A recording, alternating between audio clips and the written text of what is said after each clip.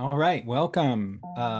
You're at Sequential Artists Workshop. This is Comics Karma, and I am Tom Hart, and my co-host is Lauren Weinstein, live from New Jersey. I love how you say that. Lauren, what's the latest progress on your book? Oh, things okay. Very good. So, all right, this the biggest gift from Yado, however you pronounce it, by far, is that I made a friend named Laura.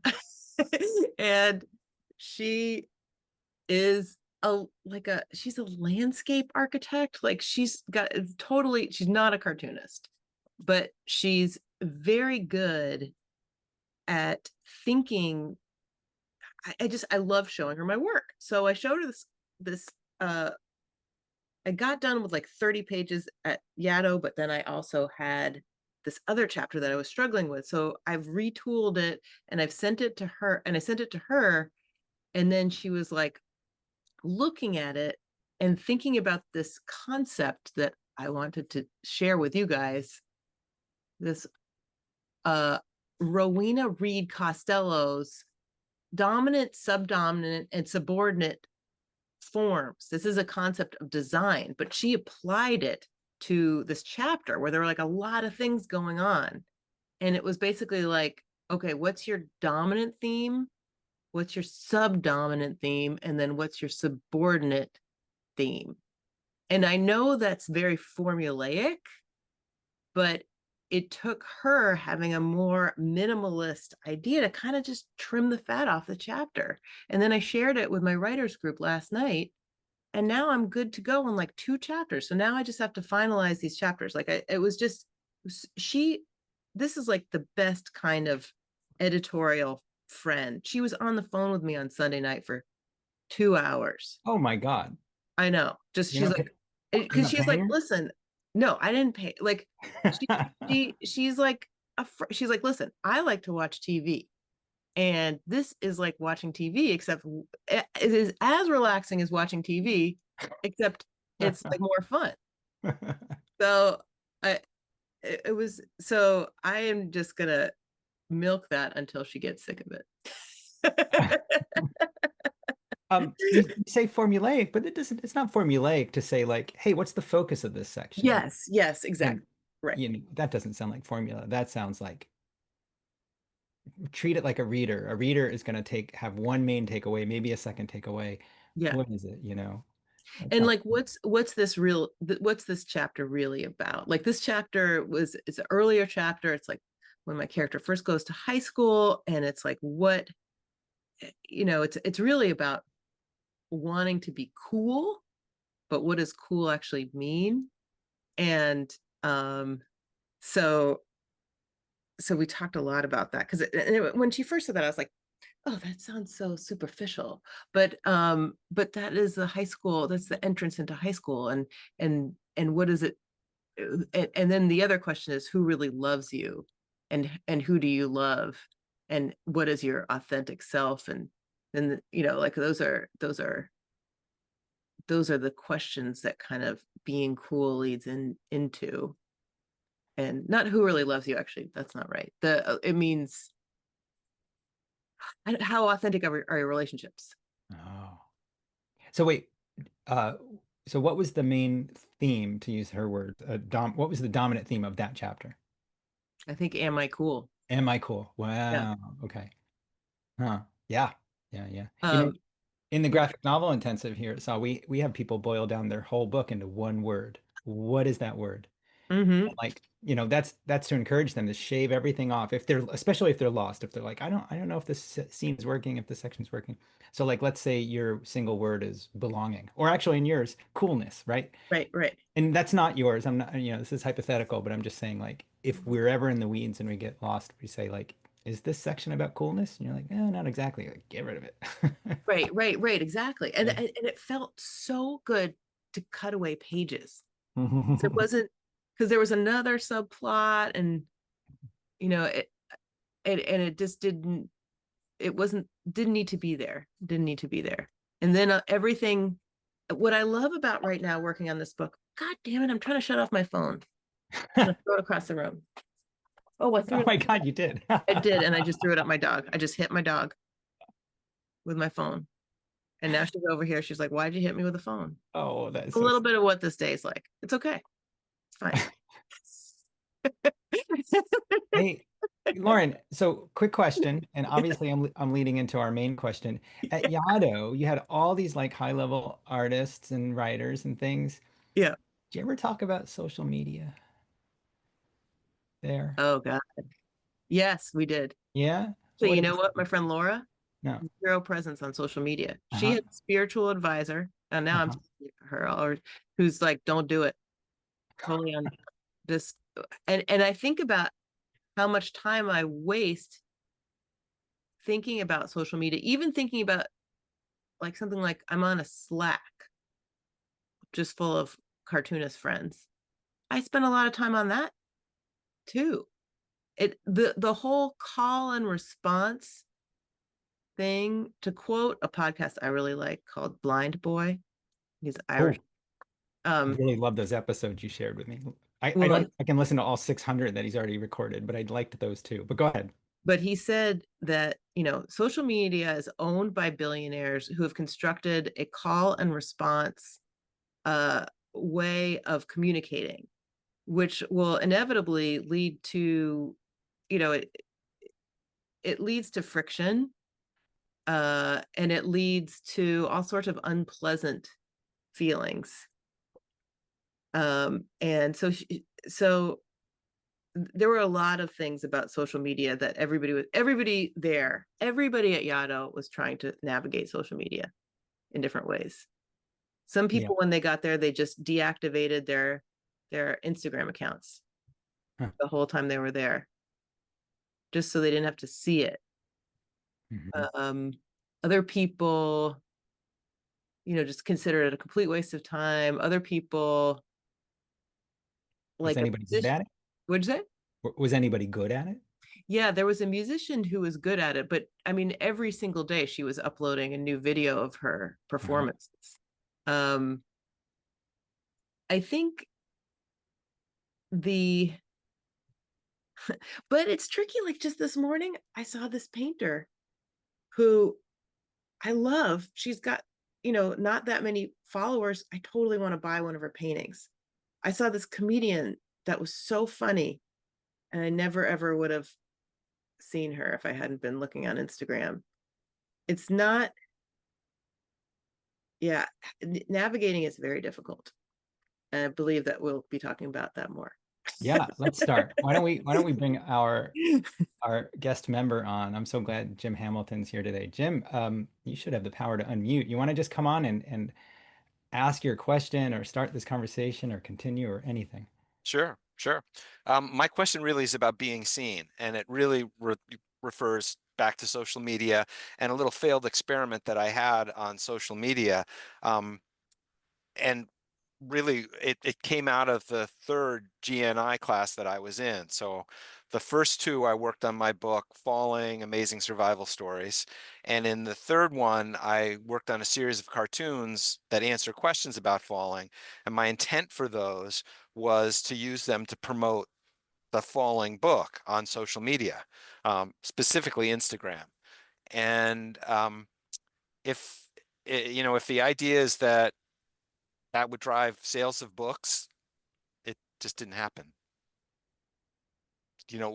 When I've been able to sell books, it's in person. I've sold 100 copies of the Falling book, like in person, through the web, handful maybe.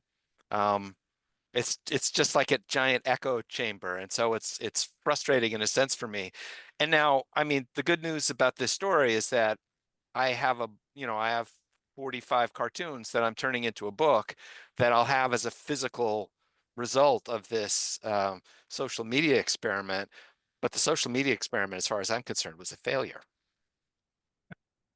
How did you use the social media as a way of little deadlines to put up parts of your, like, did the book come about because you were using social media to create deadlines for yourself, or did they? No. No, not really, because the GNI created deadlines for me. Right. You know, being in that class and, being among a group of amazing other students doing amazing projects, you are driven to complete stuff. I mean, sometimes it doesn't always happen, but for me, I knew I needed that kind of structure to get through that. And, you know, I I think I think I completed probably 20 or 25 and knew that the formula that I was using was going to work, sort of a four panel black and white. Can I answer a question in four panels sufficiently? I knew by the time I'd done 20 of them that I could do that. And so um, I started posting, I think at that time, but I had like you know, I don't know, a month or a 6 week lead if I was going to post two a week, which is the pace that I was doing them at. Um, and then actually I caught up pretty quickly. So I did have to sort of drive myself to finish like the last 10 in time for, to fill that two times a week. But you know, that was almost the tail of the dog. That happened at the end of the process. Okay, so yeah, what's the point of it? I don't know. Well, I mean, if I'm sort of like down on social media, and it sounds like a bunch of your artist contacts are down on social media, and the other thing is that even on Instagram, I didn't gain a lot of followers. I was posting content, and you have this idea in your head that some other person who did that as a model all of a sudden will get hot. I mean, I'm Mhm. sure everybody knows Kate Beaton and how she got started before Ducks happened, and I happen to like the cartoon Life of Sharks, which was a monochrome, either single or multiple panel kind of piece that seemed to have caught on. And so those were models in my head, but I did, uh, I did not catch on. But again, there's a happy ending to the story because I've got a book, and that's okay. And it, the act of what does the act of selling work in person to people feel like for you? Like you said you sold 100 copies of this book. Yep. Well, I mean, the first thing was I gave a party for myself, like a book launch party, which was tremendous. Like 50 of my friends came up. I did it in our church hall. I rented the hall. I got beer and wine and hors d'oeuvres and stuff. And it was a tremendous party. And, the expense of that party was covered by the number of books I sold. I set a goal. So I started in March of 2024. That's when the book actually came out. I set a goal. I'll sell 100 books and I'll make 2,000 bucks because the book is basically 20 bucks. And when I sell in person, it's as easy as me handing somebody a book and them giving me a $20 bill or Venmoing me or, whatever. And, through that process, I now have a Venmo account that I'm comfortable with using, which I didn't have before, which will come in handy if I table someplace at a show, which I've never done before, but expect to do this year.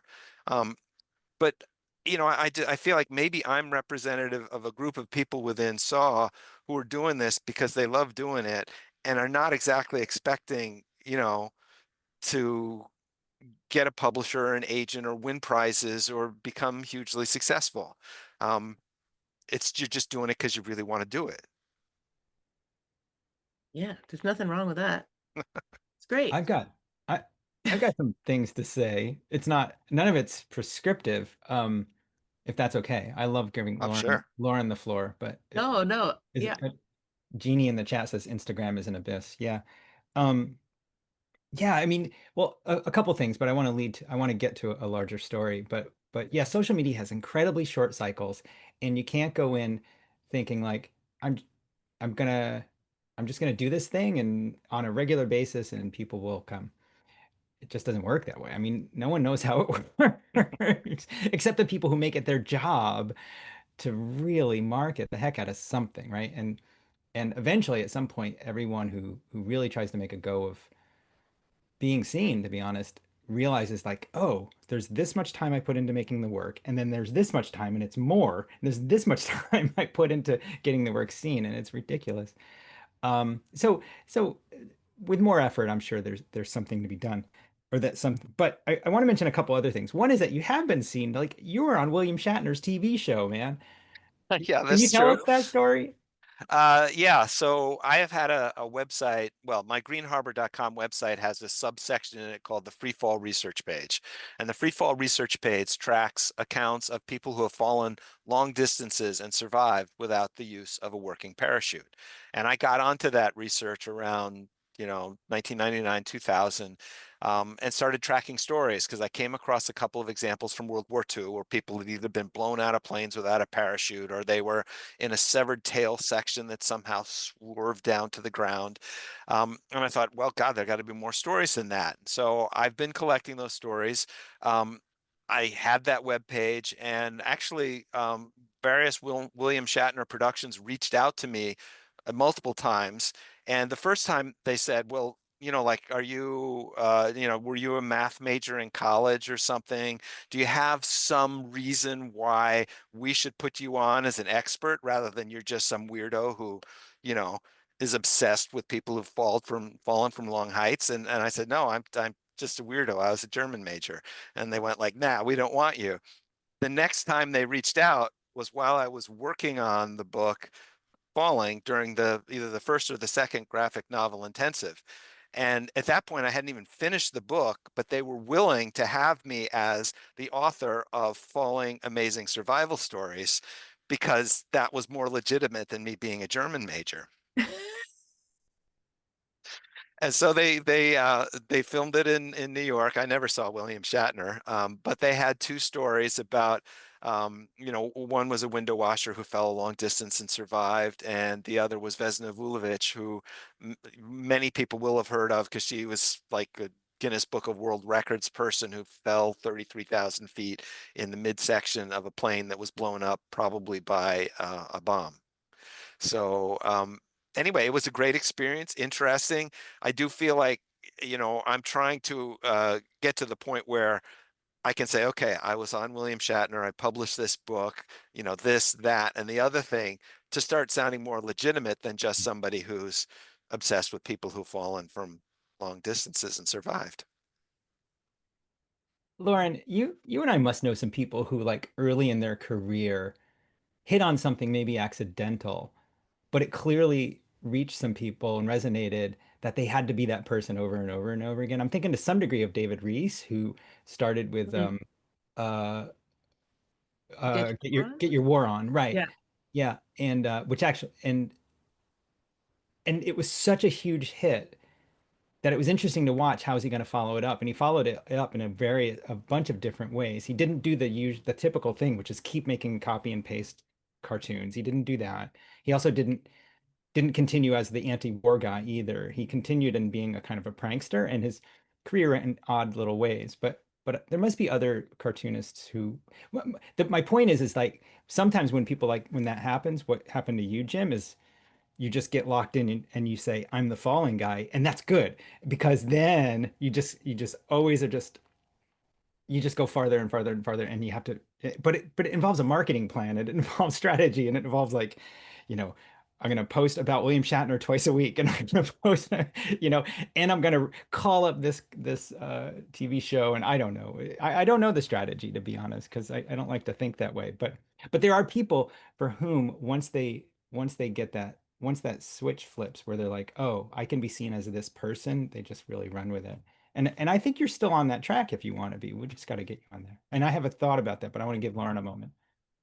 Well, this is where like the social media expert comes in. Like I don't really like I'm actually reading all of your comics right now on Instagram as we're talking, and not really reading so well, but like what like is do you need to put a different hashtag? Is there a good time to post it?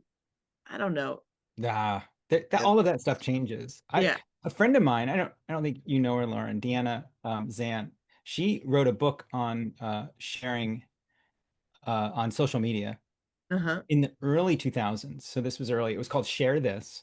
Uh-huh. And she was the person they would bring out onto CNN every once in a while if something weird went viral. She'd be like, "Rah, rah, rah."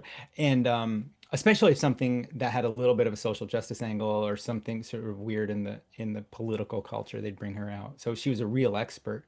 And she came to SAW once and gave a talk about how to get good at social media. Granted, this was almost 20 years ago now, but definitely 15. And one aspect of it was listening. She made that really, actually, let me see if I can remember the joke she said, that it was like the first moment of her PowerPoint slide is like, um, uh, social media is like teen sex. Everybody's thinking about it and everybody's talking about it and everybody wants to do it. And when they do it, they say, that was all. Uh, I think that was her first slide. And but there was another slide about she said it's really important to listen to and you have to like follow people and you have to engage in conversations and stuff. Right, right. And It's a that's network. You have to be yeah. part of this big network, And that which is work. it's It, a but, lot of work. but it doesn't, I guess it doesn't have to be work. It seems like people that I know that are very good at social media, um, first of all, they're able to partition it. Like they can they can get rid of it at certain times in their life. They're not always on it, and they do kind of treat it as a business. Like they say, this is my time that I'm going to be working on this thing. Um, but and it does seem like work. And then but then they it also seems to fit in very easily with their artistic practice. Like it's something where, like Liana Fink, for example, Mhm. she'll make like she'll be using it almost, it seems like it's her brainstorming practice. She may disagree with this, but she'll just fire off a bunch of different amazing little one liners that fit perfectly, not one liners, but small drawings and Mhm. images that fit perfectly within the Instagram setting. You don't have to, you get it kind of quickly.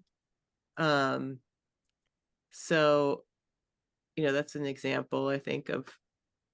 She uses it well for sure, but her brain Yeah, is also really good at short things. I mean, her graphic novels are great too, yeah, but those short pieces, I think she's one of the best cartoonists. I think she's the best New Yorker cartoonist since Roz Chast. Just yeah, yeah. just to be an annoying mansplainer right now.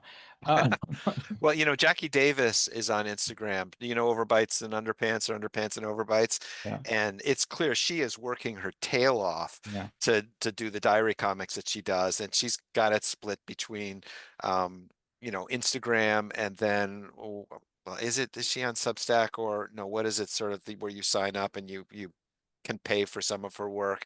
Um, Could be and it, Patreon, could be Substack, sure. yeah, Mhm. something like that. But it's clear she's working her ass off. And I don't necessarily want to do No.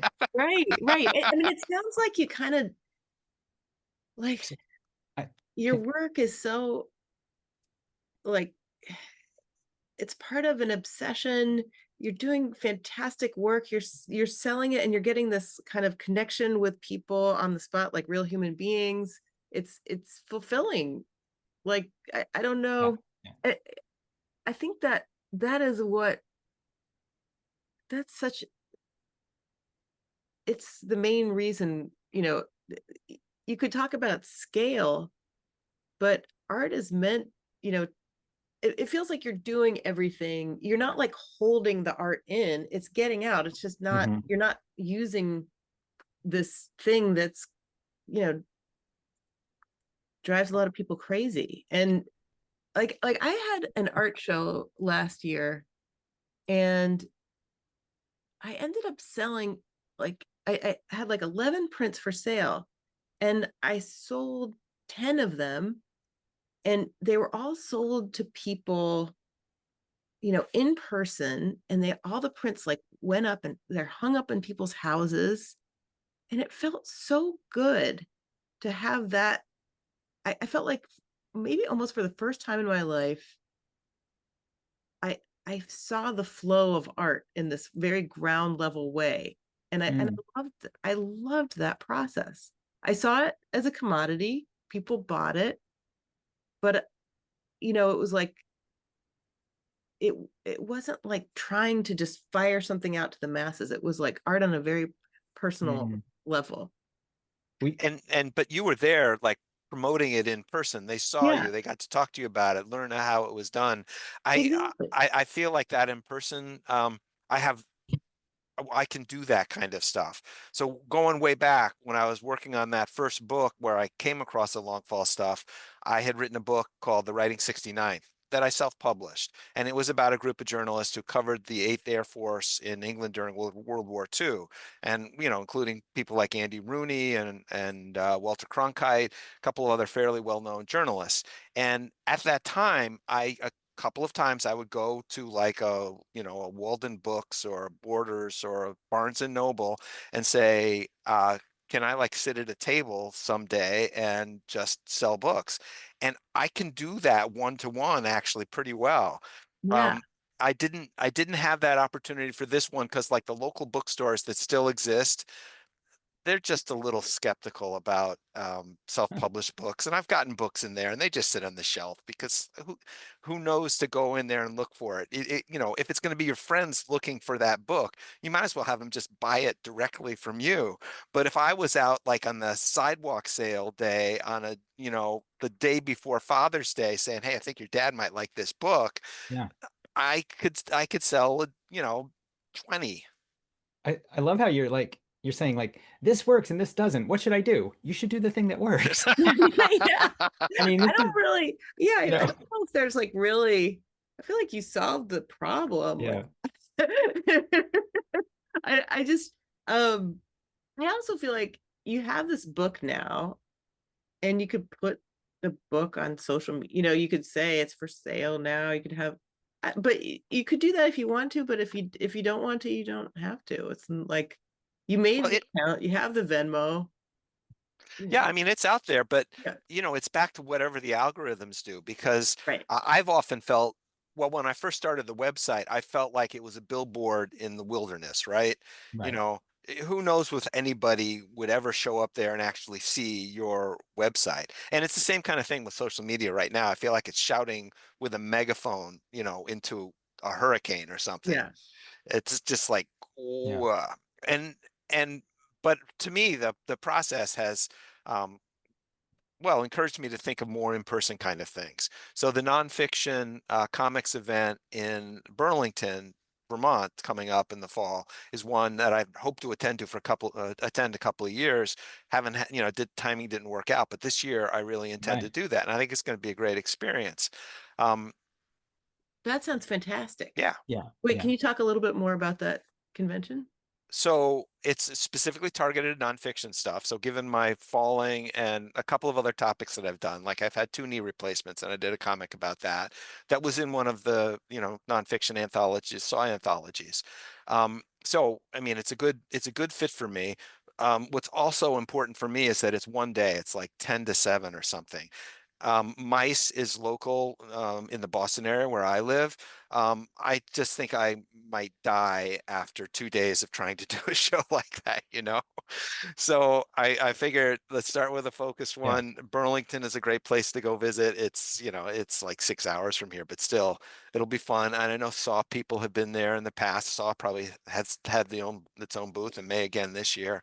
Yeah. So I'm looking forward to that. But it's getting to me back to the importance of this whole exercise is as much about the connections that you make with other artists as it is with anything else. It sounds like that Burlington show is the perfect fit. I Like, and also like, I just, I have so many questions about how, about your passion of people falling, and how did, I mean, That's a different podcast, I I think. know it's a different podcast, but I've I've I'm I've I've been on completely that one, interested. honestly. So my niece started a podcast where she interviews people who have taken their hobbies and obsessions a little bit too far.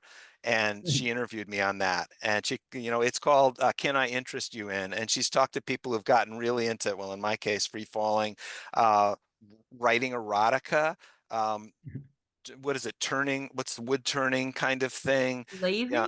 lathing, yeah. And people who have just gone way into that. And the idea of that podcast is you've probably bored all of your friends. They don't want to hear you talk about it anymore. You're still obsessed with it. Go on this podcast and you can This is like you can crack for dive. my ADHD. I I Please want to go. tell a story that I think is relevant, and uh maybe Lauren can play this game too. There's a quiz at the end. When I worked at comic stores, I'm thinking particularly, yeah, anyway, I worked at a comic store. Um And every week, new comics come in on Wednesdays. I don't know if it still works that way.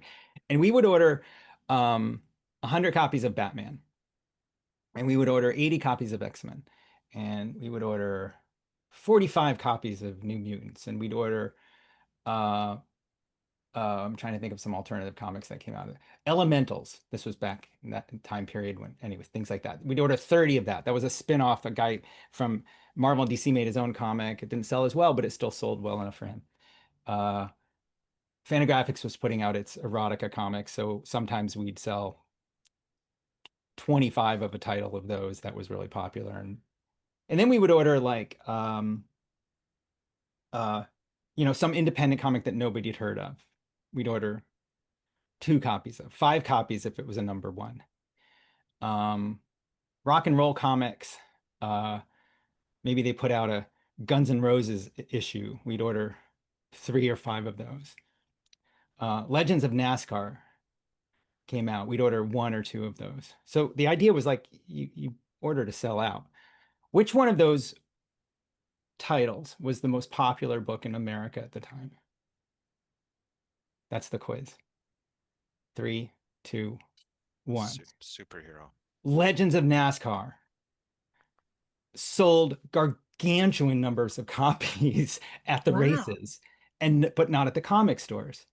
At the races, they sold hundreds of thousands of copies of those things. And the point is like sometimes your audience isn't comic book people, it's people interested in that. And I know at least one guy who is a parachuter or whatever you call, what do you call a parachuter? A parachuter? Skydiver. Skydiver, thank you. I know one guy who's a skydiver. He is absolutely insane and thinks of nothing except skydiving. I also want to be him. Like he is super cool.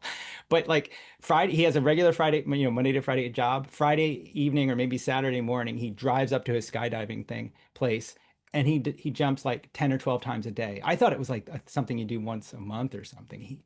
But so he is consumed by skydiving. I know these people talk to each other, and I know these people get together and have festivals or conventions or something. Hell, you probably could drive to the Oh my skydiving God. place with Yeah. the book in your trunk, like Lisa Simpson's mentor, and just sell it there. So anyway, my point is there might be other ways to be seen. And get more information about your work too, more fuel. Oh yeah. Oh my God. Yeah. If you want to tell like horror stories, like the reason I know him is because he was in a cast and not jumping at the time, so he had a lot of time to talk. Yeah, it's a topic that does not really lend itself to branding and marketing with like if somebody sells parachutes, the last thing that they want to hear about is parachutes that failed. But I think you're right. Skydivers would be interested in those kinds of stories, and I just haven't figured out how to go after them. I thought actually that speaking at a medical conference would be of interest. And they're also, the probably the toughest landscape that I've traversed in this whole stuff is around suicide, because some of the stories are Mm, about people who mm, have, jumped with the intent to kill themselves, but they survived.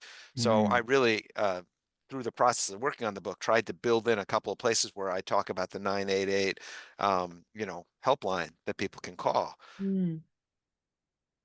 It's a really interesting window into all of these other things. It's true. Yeah. Yeah. I think just meeting people in person and driving your car around with a trunk full of books is the way to go. Yeah, absolutely. Yeah, I don't think I feel like it's almost like somebody else could do the internet part. If they're, like somebody else could feature your book, or something like that. Like, and maybe that's where the listening, I think listening is, and building that network wherever it is, whether it's on social media or not, is such an important part. So maybe there's somebody with a skydiving podcast who then talks about, it sounds like if you're on William Shatner's show, it's things are clearly getting around. Well, yeah, I mean, then there's a lot of connections to things like oh God, who were the two guys and then multiple other people in the cast who would test out theories about whatever, could you survive a fall from this height? Just Mythbusters, so the Yeah. Mythbusters kind of thing is a good fit. They've History Channel has pretty much replaced William Shatner with Dan Aykroyd and other people doing similar kinds of things. So I'm sure there is a market there. It's you know but I guess one of the other things that I want to say is that this is all part of some interesting journey where you learn some things work and other things Yeah. don't. And for me, the part of the SAW journey that I find really interesting is just the various other students and the artist instructors that I've met. And that's been amazing. One of the things, Tom, that I'm looking forward to is the monthly flow what do you call it, like mentoring session coming up with Vanessa Davis because I have Mhm. an idea that I'm working on that again I think would play well on social media, but who knows? Um, that it relates to falling stuff, but requires a little bit more thinking and expertise because it's really characters who repeat a couple Mhm. of times, and I'm not so good at doing character studies and maintaining that stuff. So it would be good work for me. It actually is Nicholas Alcimedi, the long faller. He was one of the guys who I first learned about. He was in the tail gun section of a four-engine bomber during World War II, and the bomber was on fire, and everybody was bailing out. And when he realized that he had to bail out, he found out that his parachute was on fire.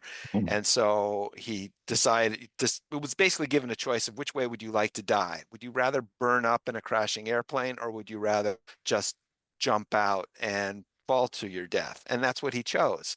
But he survived. And Wow. there is an amazing transcript of him. He ended up, the old show, I've Got a Secret. There was a British version of that show. It's just so 70s or so. You've got a panel of semi-famous people who are trying to figure out what this guy's secret is. And the transcript of it, I just think is hilarious. And I think it would translate well to a comic. And so I'm trying to work on that. And I think I will sort of bare my soul to Vanessa and say, how do I make this work? Oh, she's the person to ask. Yeah. Absolutely. Don't ask her about social media, but ask her about that. Uh, Well, that's the thing on social media. Like Jess Rulifson, who's one of the teachers who I had through the graphic novel intensive, is not on social media at all. And then yeah. on the other hand, you've got Kay Woodman Maynard, who seems to have Mhm. figured it out. Yeah. Yeah, we should ask Kate about it. Yeah, yeah. Ask somebody who figured it out. It takes a certain performer kind of personality, and there's a little bit of that in Catherine, I think. I think she likes to be a little bit visible but she's also generous. A lot of us are generous, but I think there's a visibility that Catherine enjoys performing for that Yeah, I makes it mean, really good. I So she's like, come here, look in my studio. Here, I want to show you what I'm working on. I want to show you how I make it. There's not all of us have that impulse. and it is, I think something that is good about it is this interaction with the audience. Like if you can find an audience and then work with them, or not, just share, and you feel like there is this reciprocal thing, then that's good. But I remember I have a friend who's a ceramicist, and she, sells a lot of her ceramics online. But she said, the number one thing was vulnerability, sort of being vulnerable. But she said that she actively felt like she was commodifying her vulnerability, which sounded awful. Well, and that's the thing too. If somebody came to me and says, "We love your series of cartoons and we want to put them on this World War I website that has ads flashing on it all over the place," I might be more like, "No, no, no, thank you. Yeah. I don't want to do that. I self-publish in part because I like to control the process, and the whole marketing and ad nature of websites and social media is just, I don't know. I just don't like it." I think we I think we solved this problem. Yeah. Over Right. and over again, we keep going back to like not liking Agreed. social media and I I want to mention, here's the book. It's Falling. It's a wonderful book. Oh my gosh, it looks amazing. Yeah. And in some ways, there's something that some artists have to do, Jim, and you're doing Oh, it. And that's that you have to, and sometimes you create your own market or you create your own passionate reader base. Like, I didn't know anything about this topic and I had no curiosity. I didn't know it existed. I didn't know there was a thing called falling and not dying. me too. And like But yeah. oh, I was just gonna say, but suddenly it's like something I'm really interested in now because my friend Jim has told me about it often. He's made these great comics about it. I have this book about it, and if I hear something else in the culture that's about free falling and surviving, my ears are gonna perk up. So you sort of have to create your own fan base a little bit. What were you gonna say, Lauren? My interest is completely piqued, and now just even seeing the book, the book looks beautiful. It looks really well produced. I can't believe it's self-published. Well, And if I could say one thing about it, Tom, my guess is that if you were to pull a book of similar size out of out of a bookstore, it would weigh twice as much as that book. And the reason I say that is because many people really care about color quality and the coated paper on the inside. I do not. I just wanted to get it done and have it work. And it's one of the reasons why when I go into a bookstore and think about what my book looks like compared to others, one of the big things is paper. Because I just went with the lowest grade paper as long as you didn't see through from one page to the next. That's fine with me. yeah. Yeah. I But mean, and I can understand if you're Kay Woodman Maynard, you want your watercolors to look a specific way. right. I just didn't. But I, also, don't forget, I think we've established your market is going to buy it out of the trunk of your car and at a table where you're handing them a copy and they're handing you a $20 bill. So it's not like how it doesn't matter how it feels and looks on as a spine on in the bookstore, you know? I yeah. That's what I think anyway. Love it. Okay. Jim, I'm glad you could join us today. I know we had a Uh, scheduling uh, Well, yeah, no, this odd thing, worked but out great for me, and I'm happy to be here. And thank uh, you for inviting me. oh yeah, wait, in the chat, and this will also be on the podcast page. It's on your links are in the chat really fast, and people are saying, at least Jason is saying, sell me a book. Yeah. I do autograph books. If I have to mail it to you, it's $25, and then I'll personalize it. So that all works out. I started doing $5 as the mailing thing, and it probably should be more than that because Oh yeah, 8 or 10. postage prices have gone I up. know. But Yeah, I'm not doing too bad there. And I certainly will personalize it. If people who have bought the book before and didn't have it personalized by me, I have a little paper like this book belongs to kind of thing that I'll send you with a signature on it, and you can paste it into the book if you want. So book plate, book plate. yes, that's it. All right. This was a fun episode. Jim, I think you have your marching orders. Definitely sign up for the festival in Vermont. And Saw will probably have a table. And if for some reason you don't get a table, we'll have room for you at our table for sure. Well, can I ask a question? Because I did send some books down to Gainesville, and Yeah. I know you've had a couple of shows since then. This is a really awkward question, but did anybody buy any of my books? I would have to check with Carly. Actually, we haven't had a festival in a while, except last weekend, which was TCAF, and then we can check in with Meg about that. Except for because that's across country borders, I think they were limited in how much they could carry. So Yep. we'll let you know. But next up, we have Chicago Cake, uh, SPX for sure. We'll bring some. Um, and weirdly, I think that one in Vermont is in the winter, isn't it? It's like November. It's Oh, November 14th or something like that this year. we'll Yeah, have. I don't know. The timing is kind of odd. Um, but That's all right. I would love to do it. All right. Well, I want to say thank you to Jim. Thanks to everybody for being here. Lauren, any last thoughts? No, I just feel like finding your community, it doesn't matter. Social media, if it works for you, great. But if it doesn't, who cares? That's not what art is about. Yeah. Right. Awesome. Thanks, everybody. See you here next week. I think we have Dante Gabriel Hookie here if they're still with us, uh, if they're still committed to that date because we're having some scheduling things going on. So we'll see you in a week. Thanks, everybody. Awesome. Thanks. Bye. Take care. Thanks for joining us.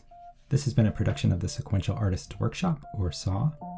You can find us on social media at Comics Workshop and online at sawcomics.org. There you can also hear about our many courses and intensives and in-person programs. SAW is a nonprofit supported by people like you.